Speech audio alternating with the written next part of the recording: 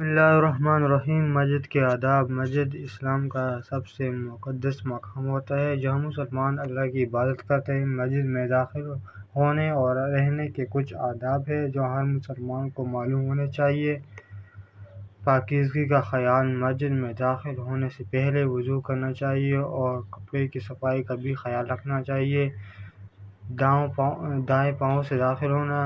مسجد میں داخل وقت دائیں پاؤں سے داخل ہو اور دعا پڑھنا چاہیے۔ مسجد میں خاموشی اختیار کرنی چاہیے۔ مسجد میں بلند آواز سے بات کرنا، ہنسنا یا وجہ گفتگو سے پرہیز کرنا چاہیے۔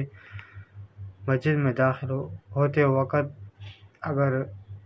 اگر وقت ہو تو درود پڑھنا چاہیے۔ موبائل فون خاموش رکھیں۔ مسجد میں موبائل فون کو خاموش یا بلند کر دینا چاہیے تاکہ کسی کی نماز میں خلل نہ ہو۔ صفائی کی پابندی۔